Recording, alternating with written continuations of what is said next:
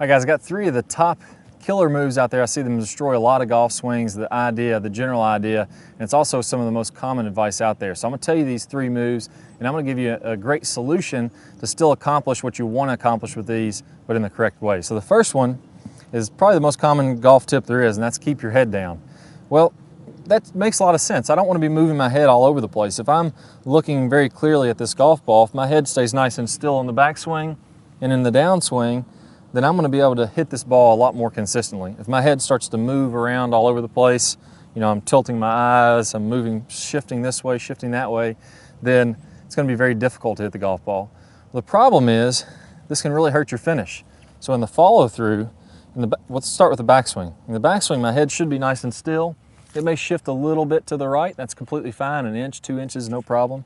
And then in the downswing, I may even move my head a little closer to the ground. So as I'm starting to use my legs and squat into the ground. But we're talking very small amounts, maybe 1 inch or 2 back, a couple inches down, but it's not moving around all over the place. At impact, it's gonna be very stable. But then in the follow through, if I have the idea of keeping my head down, a lot of times I will kind of cut off my follow through. So I'll kind of make a swing that looks something like that. Well, you can see I'm still kind of flexed forward. I haven't really extended up through there, and I've cut my shoulder turn and hip turn short. So if you look at my belt buckle, it's pointed out to the right of the target. You look at my shoulders, they're pointed out to the right of the target, or my chest is pointed out that direction. Well, if I want to get speed, I definitely cannot do that. I got to go ahead and swing through the ball, let that club accelerate all the way through the ball. So what I want you to feel is that your shoulders are down. So even though I'm in my backswing, my shoulders should be in this kind of a tilted angle. So let's go ahead and set up and go this way. My shoulders are staying tilted. I come all the way through, my shoulders should stay tilted all the way through the golf ball. So if I'm swinging back, you see my shoulders stayed in their angle. If I do that, my head won't tend to come up and sway to the right. If my shoulders stay tilted, notice how smooth and level my head stays. Watch what happens if I turn my shoulders level. Now my head sways a good 5-6 inches off the ball. It's gonna be very difficult to be consistent. Same thing in the downswing. If my shoulders get too level, now my head's moving all the way up there. You know, even if I try to look at the golf ball, it's very difficult when my shoulders are turning level. If we can take our shoulders, put a club across your shoulders, hold it there, and then as I go back, I want this end of the club pointing down. As I come through, I want that end of the club pointing down. At that point of the swing, that's the top of my backswing, this is all the way through the golf ball, then I can go ahead and let it come on all the way around. I can let my head come up, I can let my shoulders come up all the way to that good finish. So here's the backswing, downswing to there, my shoulders are still down. Now I can go ahead and let everything come up. When I finish, I want my head to be way up. I don't want it to be down at all. Watch all the top players, some of the biggest hitters like Jason Day, Rory McIlroy, you know, Adam Scott, whoever you like in the golf swing, whoever's golf swing you like, they're staying down and through. But from the finish now, my chest is really high. My chest is pointing kind of into the left rough. My belt buckle is pointing down to the target, and my head is really high in the finish to allow me to get all the way through the shot. So we can see I made that good full finish. That's a big key there. So that's one of the biggest mistakes that I see is keep your head down. Second one I see a lot of times that can be very misleading is to try to swing smooth. So we get out there and we take a bunch of easy swings and you know, we just hit it nice and straight, get the ball in front of us, you know, doesn't have really very much speed on it. Well, what happens is if we do that time and time again, if we're practicing swinging easy, swinging smooth, we lose all our club head speed. If we don't ever try to hit the ball hard, we're not gonna hit it hard. So I recommend, instead of trying to swing nice and easy and control all the time, go ahead and take a good rip at it. Swing hard, swing fast sometimes, but let's vary that up. I'm gonna play a little game where I'm gonna make a couple nice easy swings. Let's say I'm going out to that red flag in the distance. I'm gonna make a couple really nice easy swings, well in control, and I'm gonna try to hit, let's say 5 in a row that would land in a 20-yard area, either to the left or the right of that flag. So nice and easy, controlled. There we go, that one went right toward it. And we'll see, probably landed 1 foot to the right of the flag. I don't know if you can see that on camera or not. But now I've done 5 or 6 of those and I'm nice in control. Now let's try to rip it. Let's try to hit it absolutely as far as we can. So that last one flew to the red flag.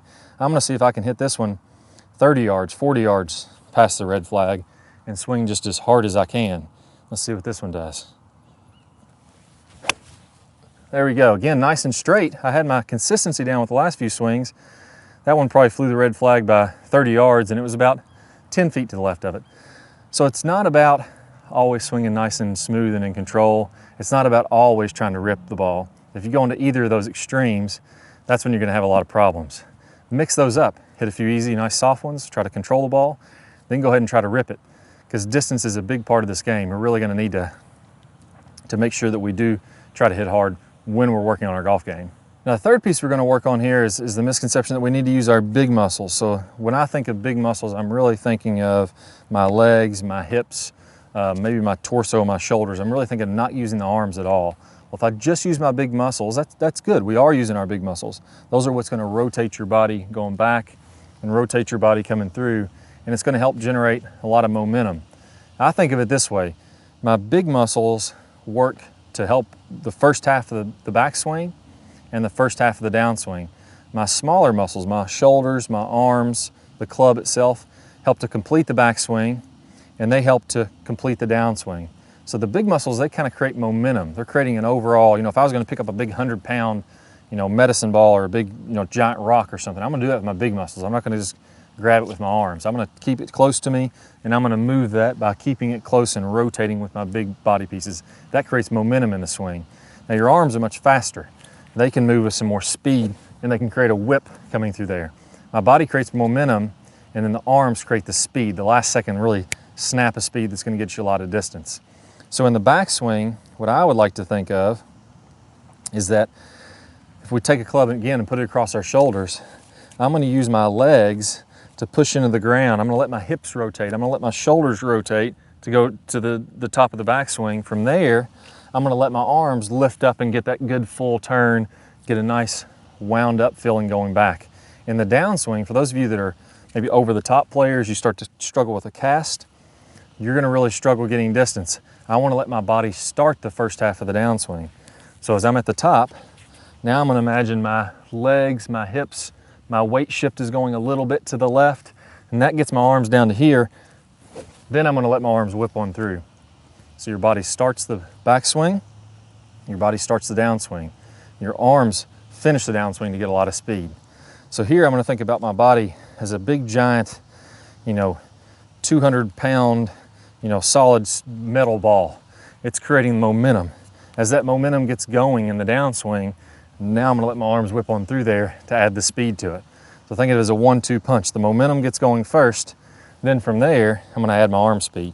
Let's go ahead and try it out. There we go, nice solid one there. Right toward the target. Best of luck, guys. Work on those 3 tips. Don't fall into those traps that could really lead you down the wrong way with your golf. Best of luck, and I'll see you soon. All right, guys, hope y'all really enjoyed this video. If you did, I got an awesome bonus for you.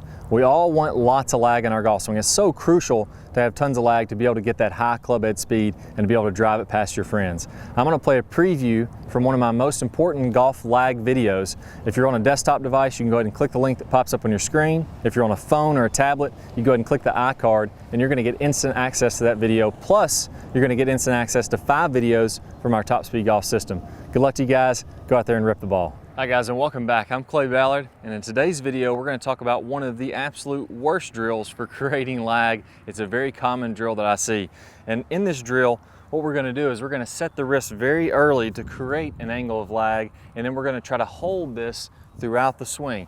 It's one of the worst things that you can do to build lag. I'm going to talk about the science behind why this is the case, and I'm also going to give you a great drill to help you improve your lag, all in this video. Let's go ahead and get started. If I do it this way versus holding that position, exact same thing happens when we're building lag in the golf swing. So what we want to do is throughout the swing, I want to have a very low and wide takeaway. So I'm not going to set my wrist early at all. If you look at a lot of the top players, you look at Adam Scott, very wide takeaway, not very much wrist set at all. You look at Rory McIlroy, you look at Tiger Woods.